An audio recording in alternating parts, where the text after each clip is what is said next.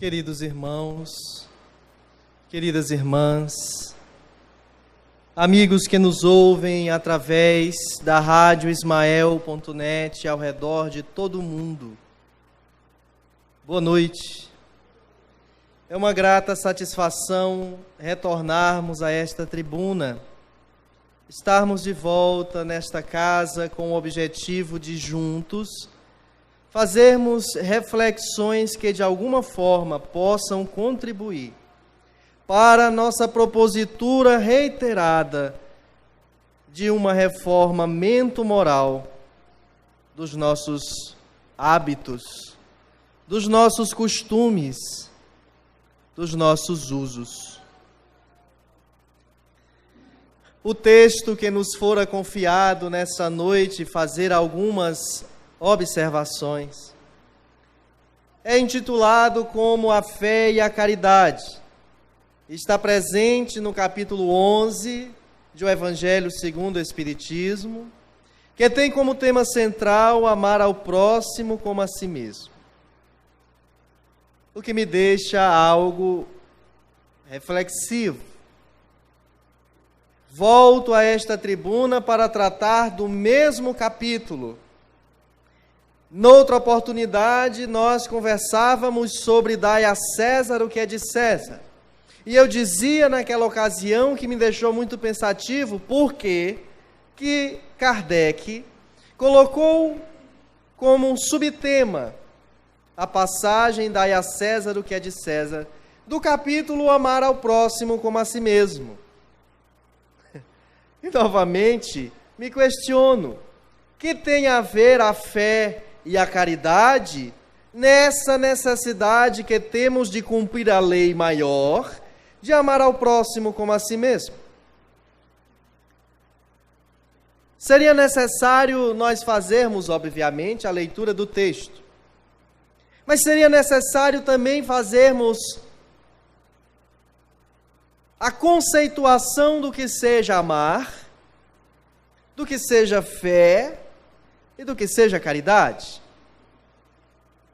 Interessante fazermos observações em nós de como nós compreendemos, como nós vivenciamos o amar ao próximo, como nós vivenciamos o capítulo da fé em nós mesmos e como nós vivenciamos a eminente tarefa da caridade. E eu questiono aos irmãos e às irmãs aqui presentes: como isso se dá em suas vidas? Estamos aqui nesta eclésia hoje com que objetivo? A grande maioria de nós somos frequentadores habituais. Alguns temos a alcunha de tarefeiros da casa e estamos devidamente vinculados no quadro de sócios. Contribuímos não só com a presença e com o labor do passe, da tribuna, do diálogo com os benfeitores, da limpeza do prédio, como também financeiramente na sua sustentação. Mas como é que vive em nossa consciência o conceito de fé? Por que nós frequentarmos uma casa espírita? Por que sermos espíritas? Aliás, por que sermos religiosos? Por que nos vincularmos à religião, seja ela qual for? Porque a fé, normalmente nós atribuímos como um resultado de uma vivência religiosa. Mas será mesmo? Será que todo o conceito de fé se encerra na religião que professemos? Ou poderíamos encontrar ateus fervorosos, não religiosos fervorosos? É preciso, portanto, fazermos algumas considerações. O papel que hoje aqui desempenho é de alguma sorte estimular nos irmãos as reflexões que estimulei em mim, quando recebi o tema com o propósito de pensar e falar sobre ele. E não tendo eu a condição mento-moral de defender uma tese a ponto de tocá-los conscienciosamente em suas almas, emocionando-os, porque não faz parte de mim ainda essa condição mento-moral de elevação, tenho hoje aqui a boa intenção e boa vontade de convidar os amigos a refletir sobre a ótica de uma entidade espiritual que não quis dar um nome comum e que preferiu assinar numa psicografia datada do ano de 1861 como um espírito protetor. O mais tocante dessa mensagem é que ela veio na cidade de Cracóvia, onde tinha um campo de concentração nazista,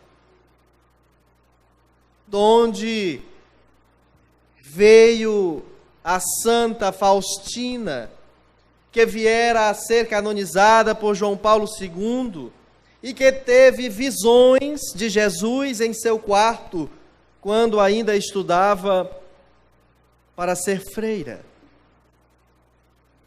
O ano de 1861, quando é deflagrada a Guerra Civil dos Estados Unidos da América do Norte, quando Abraham Lincoln, que realizava sessões mediúnicas na Casa Branca, tomava posse como presidente. O ano de 1861 foi o ano em que veio a mensagem que chegou às mãos de Kardec, onde o Espírito Protetor assim o diz: disse-vos não há muito, meus caros filhos, que a caridade sem a fé não basta para manter entre os homens uma ordem social capaz de os tornar felizes. Eu fico deveras impressionado com o poder de retórica de uma entidade como essa, e quiçá do próprio médium, quando inicia o seu texto com essa assertiva. A assertiva que diz: a caridade sem a fé não basta para manter entre os homens uma ordem social capaz de os tornar felizes.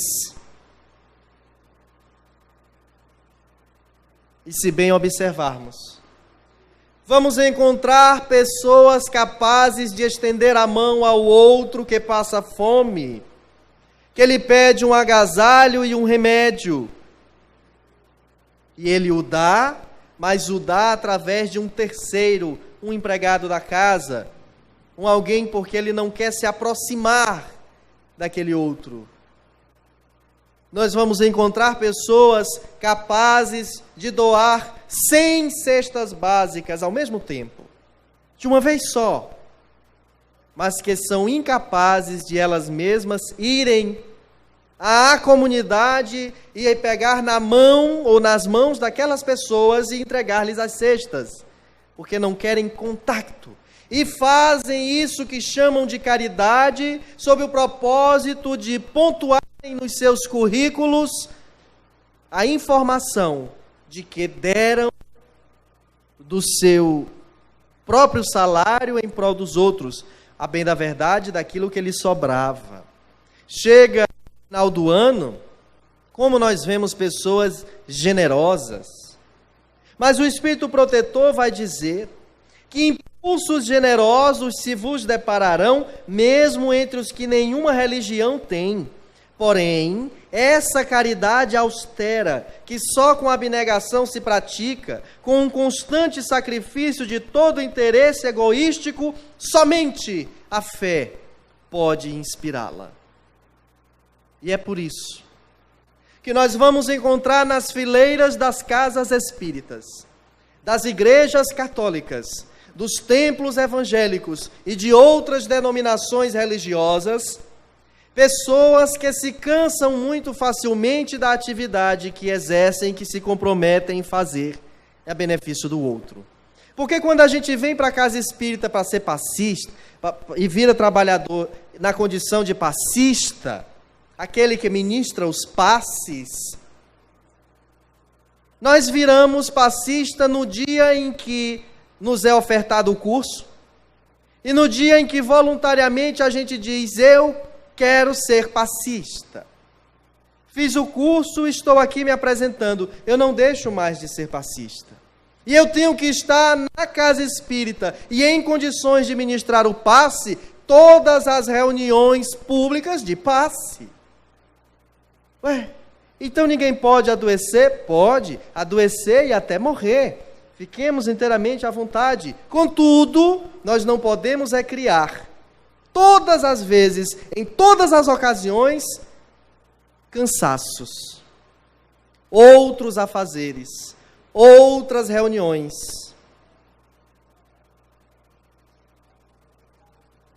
Quer dizer que uma pessoa não deixa de ser passista? Nunca, nunca.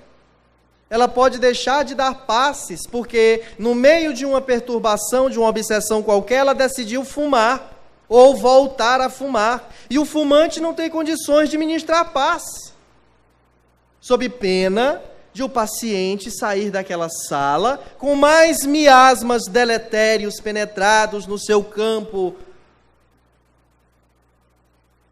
astral do que fluidos salutares que lhe fora proporcionado.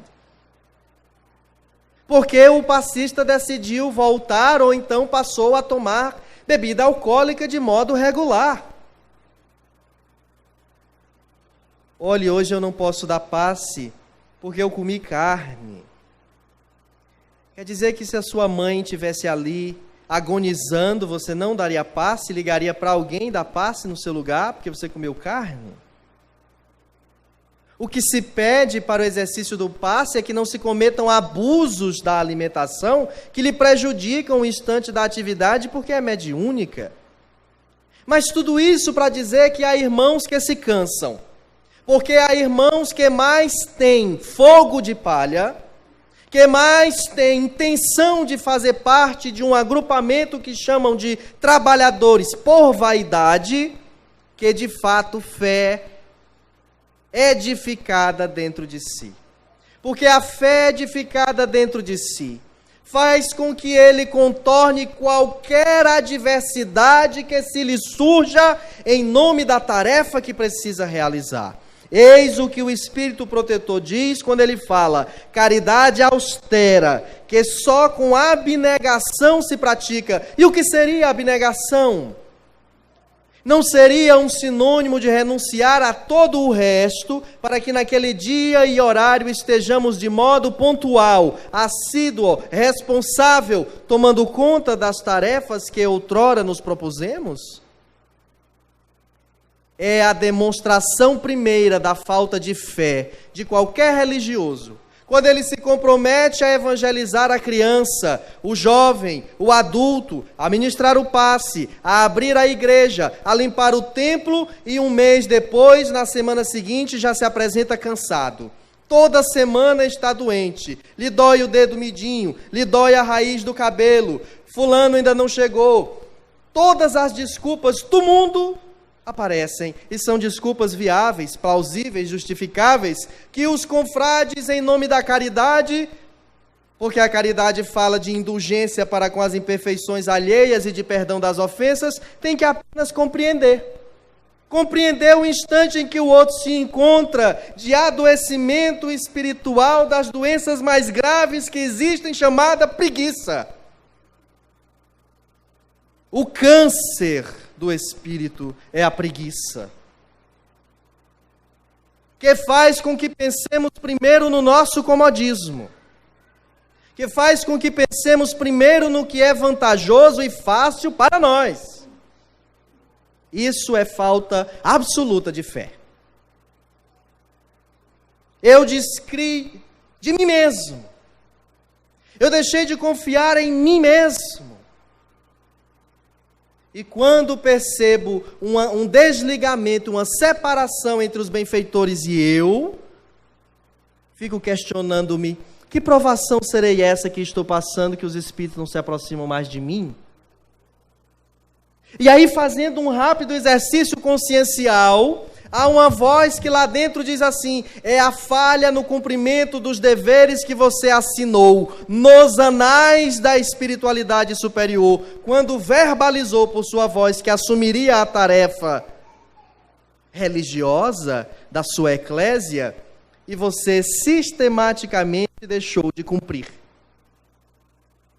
deixou de exercer. E eu pergunto, se a casa espírita, a igreja São Sebastião, o templo não sei o quê, abre e informa a toda a comunidade que naqueles dias e horários elas realizarão atividade X, de auxílio àqueles que a buscam.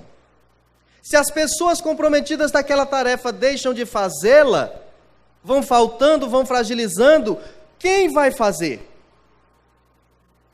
Então a eclésia, a igreja, o templo vai deixar de realizar a sua atividade? Não, sempre há os que podem. E por que sempre há os que podem? Porque os que podem têm fé. Porque os que podem creem que não estão ali fazendo um trabalho deles, mas dos benfeitores realizado por eles. A tarefa que nós desempenhamos na igreja, na casa espírita, é uma tarefa de Jesus realizada por nós. E por isso precisa ser bem realizada. Jesus, quando esteve na terra em um corpo material, precisou de discípulos. Enviou de 2 em 2 para pregar, para curar, para expulsar daimones. Nós outros, hoje, somos esses discípulos, os que aceitamos conscienciosa, livre e motivadamente a tarefa de cuidar do próximo. Caridade é algo que você faz para outrem. E o Espírito Benfeitor aqui está tentando fazer um link entre fé e caridade, nos dizendo que a caridade, para ser legitimada, é preciso que seja sustentada por algo chamado fé, sob pena de nós começarmos uma atividade caritativa e não termos condições de realizá-la, porque nós colocamos o nosso nome quando o nosso horário estava vago.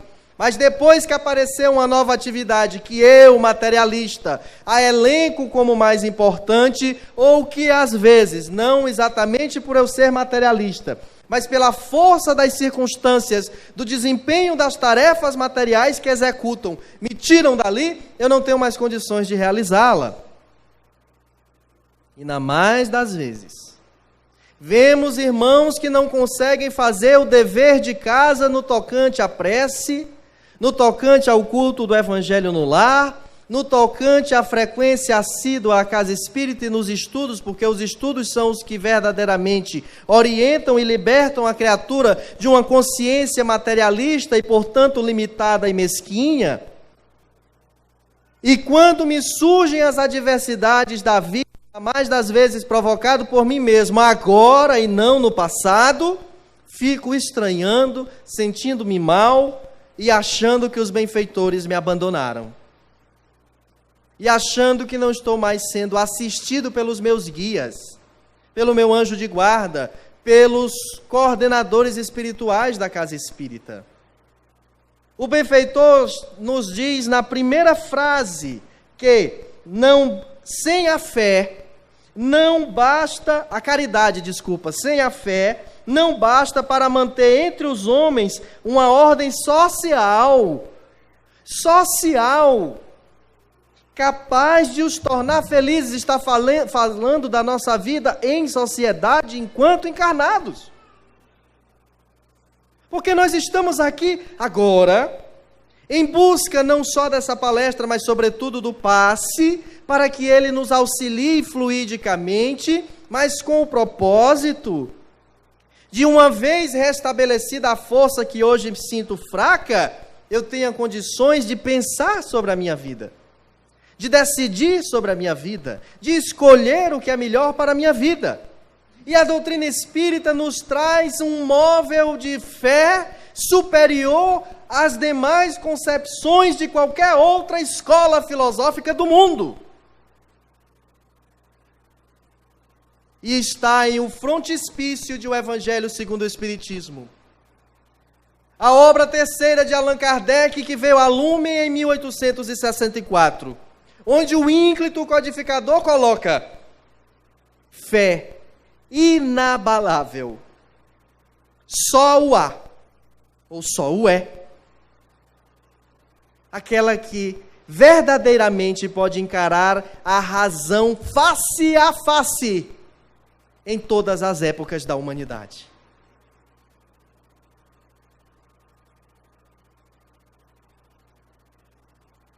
A fé nasce em nós numa atitude de crença. Para, uma vez debruçado sobre ela e nas crenças que temos, irmos confrontando com a lógica daquilo que o progresso humano através da ciência se nos apresenta. E ali verificarmos se ainda é possível crer naquela história. Quantos de nós foi proibido de comer manga com leite? Quantos de nós foi proibido ou até castigado para não comer melancia com café?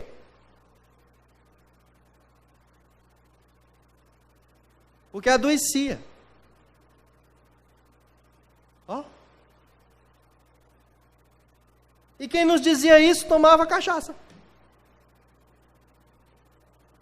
Como uma colega que ajudou a cuidar de mim por uns 3 anos e que ontem decidiu voltar para sua casa cuidar de outras pessoas também importantes e, na verdade, muito mais importantes que eu. Um dia, me vendo colocar sal no ovo, disse: "Tu é maluco? Sal adoece." E ela fuma uma carteira por dia. Eu digo, e eu garanto que isso faz mais mal que o teu cigarro. Porque 14 mil substâncias tóxicas num único cigarro, ele faz mais mal que esse sal que eu botei aqui. Pois eu vi na televisão que o sal faz mal. Eu digo que o povo vai comer comida insossa e viva saudável, feliz, satisfeita. Aqueles que a abusam e adoecem e ficam de fato sem mais poder comer um pingo de sal que seja, deve se respeitar, porque a ciência médica comprova, exige, e é por uma questão de manutenção de saúde, mas não tirarmos o sal daqueles que ainda têm condição de fazê-lo. Devíamos tirar o cigarro, inclusive o dela. Veja a fé como é. Como nós temos fé em certas coisas, não é? Aqueles remédios caseiros, aquilo que a mãe da gente dizia. Por que nós temos fé em certas crendices, em certas, como chama? Aquelas coisas que nos dão medo, não é? Que a gente fica com medo da escada passar embaixo dela. Superstições, obrigado.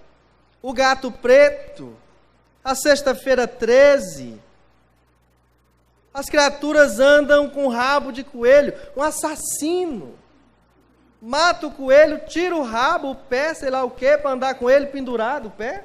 Outro dia chegou aqui com o rabo. Eu digo, comeu o coelho, pelo menos? Quantas superstições nós temos e colocamos fé. Minha mãe, que aqui está presente, diz que não é supersticiosa. Mas um dia, nós caminhávamos até o centro da cidade, porque houve uma época em que a gente caminhava para fazer as coisas. Hoje, sem carona, a gente não faz mais nada. E aí, nós íamos ao centro, quando ela viu um chinelo emborcado no meio da rua. E disse assim, meu filho, desemborque ali. Eu digo, mas minha mãe, a senhora tem medo do chinelo emborcado? Não é medo. Mas está lá no meio da rua, nem nosso é. Vai lá. Mas, mãe, é por via das dúvidas. Que engraçado. Quantas superstições nós não temos? Cacau e eu fomos à praia no Réveillon. Cacau é um amigo do coração. E aí, ele disse para mim, tu vai com que roupa? Eu digo, como assim, Noel Rosa? Com que roupa eu vou? Rapaz, só para saber. Se eu sei lá. Eu vou de verde. Ele me disse. Eu disse, por quê? Sabe como é, né? Começando o ano, começar com esperança. Eu não dei muita confiança. Eram as 9 da manhã. Meio-dia eu estava na loja comprando uma blusa amarela.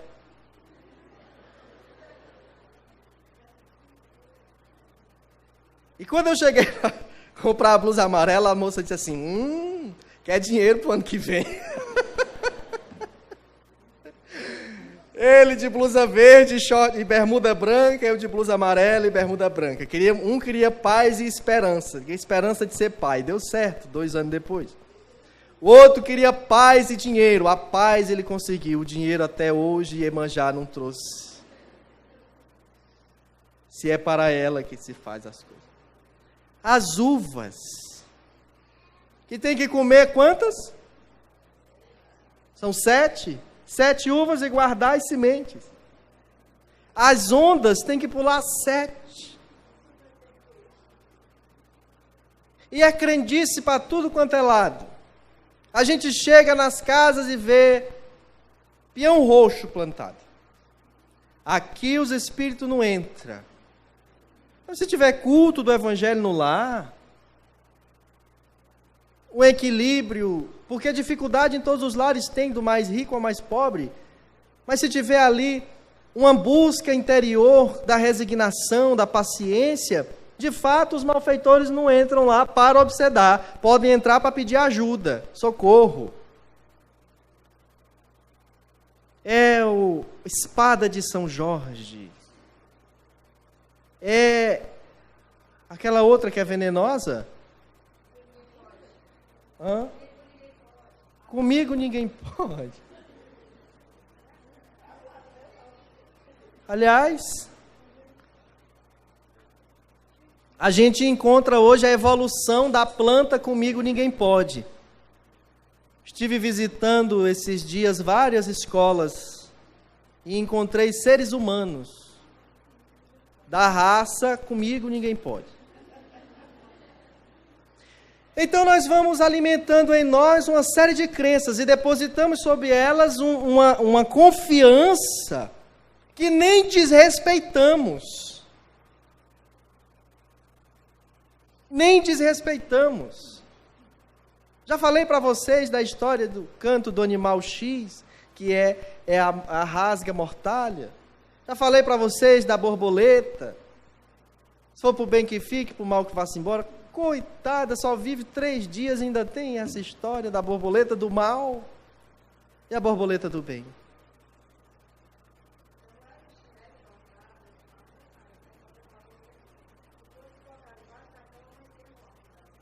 Emborcada embaixo da cama, amanhecia morta. A mãe, quer dizer que o infeliz emborca o chinelo embaixo da cama e a mãe dele morre. Cuidado vocês que têm filho pequeno. Não quiserem amanhecer morta, pare sempre, menino. E vocês vão me dizer se daqui um dia eu não vou voltar a essa tribuna para dizer que alguém que ouviu essa plateia, essa palestra, não deu muita confiança não, mas por via das dúvidas foi lá só conferir se o chinelo estava emborcado ou não. Então fé não é isto. Fé é aquilo que faz sentido. Imagine alguém ter o azar de morrer sem ter feito nada, porque o chinelo do seu filho estava emborcado embaixo da cama. Olha, se fosse assim, muito filho já tinha matado mãe, naqueles dias de raiva, aquelas noites assim tormentosas, já tinha enterrado a velha no dia seguinte. desde criança. Vou até pedir que essa parte da palestra não edite, porque se um menino assistir no YouTube, mata a mãe dele no mesmo dia, com raiva. Portanto, nós parecemos ainda seres muito primários na concepção de fé das coisas. Veja outro exemplo de fé que nós temos. E é ligeiro, a gente se lembra que a fé é um instrumento viável. Competições esportivas, sobretudo aquelas decisivas. Os céus nunca registraram tantas orações de um mesmo indivíduo como quando o time dele, a seleção dele, chega à final de um campeonato importante ou de uma Copa do Mundo. Aliás, eu que exerci a profissão de repórter de TV durante alguns anos, chegava para fazer reportagens de competições esportivas locais. E eu via mães assistirem à luta do filho de costa, rezando o terço. Eu via pais com a mão assim, quando ele abria tinha uma medalhinha de não sei quem, rezando para o filho ganhar. Porque tem hora que a gente confunde até a nossa fé com egoísmo. Eu preciso que ele ganhe para que a gente fique feliz, e o outro que fique triste. Quando a fé reside em mim de modo racional, mas ao mesmo tempo que não dá para compreender o tamanho de sua força, faz com que todo o meu pensamento, todo o meu desejo, todo o meu comportamento seja voltado para não só o meu bem-estar, mas, sobretudo, o bem-estar do outro. Porque elejo como bem-estar pessoal meu o consciencial e não o corporal.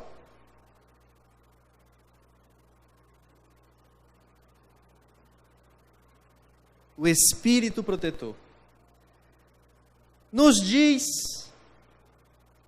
que pudera ter dito que a caridade é impossível sem a fé. Tá? Palavras dele.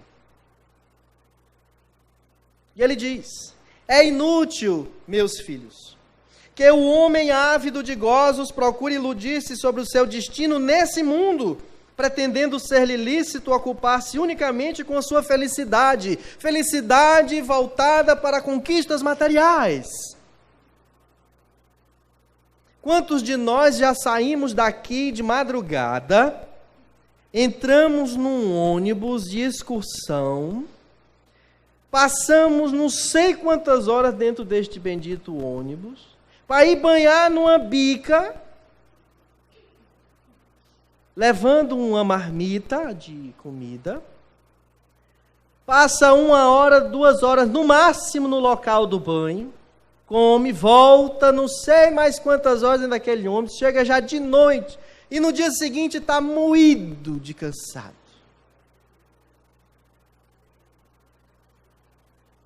Ah, eu fui pro banho. Ah, eu fui para a lagoa não sei o quê. Ah, foi ótimo.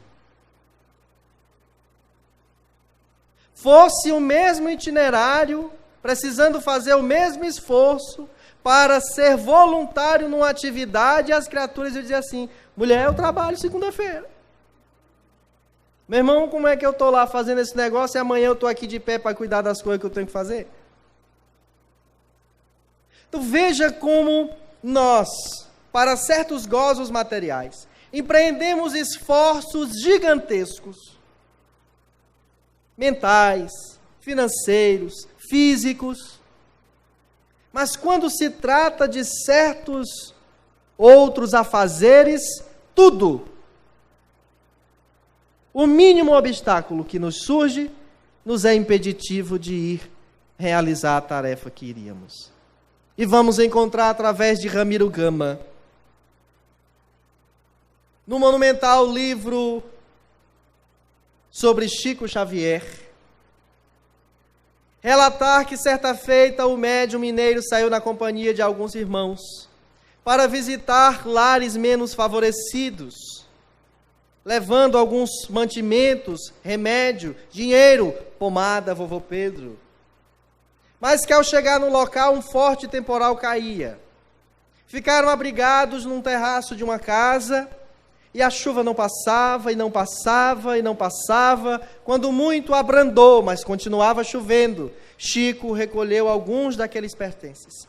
Pediu aos irmãos que aguardassem ali e, por favor, evitassem se molhar para não gripar, para não adoecerem, para não molharem suas roupas e seus sapatos. E foi, sozinho, na chuva, com os pés na lama, na água, visitar as casas de maior necessidade daqueles necessitados. Casas que tinham uma idosa com escara no fundo de uma rede. Casa que tinha um único pai cuidando de um filho lunático.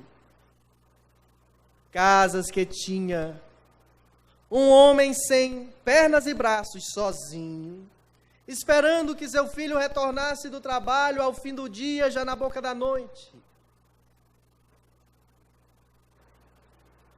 E ele foi. Porque tinha a convicção, a certeza de que quem trabalha para o bem pode até ter o seu corpo vitimado por alguma coisa, mas o seu espírito alcança uma alegria e um estado de felicidade que situação outra nenhuma é capaz de equiparar-se. Se nós quisermos e nós buscamos paz, busquemos, portanto, conscienciosamente, sem nos violentarmos, mas fazendo à medida que formos compreendendo, porém, buscando compreender mais para fazer mais e melhor, cuidar do outro. Tenho dito reiteradas vezes, Jesus não fundou nenhuma religião, mas criou uma instituição, o próximo. A instituição maior do cristianismo não são as igrejas, não é o próprio Jesus, é o próximo. A prova está quando naquela passagem narrada pelos evangelistas ele diz que todas as vezes que tivermos feito ou não tivermos feito, que tivermos dado ou não tivermos dado, que tivermos ido ou não tivermos ido, a um dos seus irmãos mais pequeninos, a ele teremos ou não auxiliado. Quantas vezes somos profissionais que atuamos em setores públicos cuja estrutura é deficitária, é precária, e por conta daquelas deficiências não conseguimos fazer um melhor trabalho. Mas quantas vezes também, mesmo com toda a precariedade, ainda nos damos ao direito de cruzar os braços porque pensamos e queremos construir tão somente uma ideia materialista de status quo das coisas em sociedade. Quando o que aquele outro precisava não era do exame para identificar por que sua cabeça dói tanto, mas apenas que alguém lhe olhasse nos olhos, lhe perguntasse como era a sua vida em família, para que ao final da consulta, ainda com receita em mãos, aquele paciente dissesse: doutor, eu já estou melhor. Para que o aluno, para que o cliente, o cidadão, fosse melhor atendido. Quantas vezes cruzamos nossos braços para assim protestarmos com um governo, com uma administração, seja ela qual for, e pomos em risco a vida de outro, e atrapalhamos a vida de outro, porque a nossa está sendo atrapalhada. E eu me vingo naquele, porque me vingando nele, suponho que chegará o outro. Nessas concepções vamos nos perdendo e precisamos entender que caridade não se faz com esmola. Caridade não se faz restrito ao templo. Caridade não se faz em datas comemorativas de apelo socioemocional. Caridade se faz também no exercício das nossas funções profissionais, mesmo que percebendo um soldo ao final do mês. Mas o soldo é da minha carga horária e da tarefa que eu faço. O trato com o outro, não há dinheiro que pague.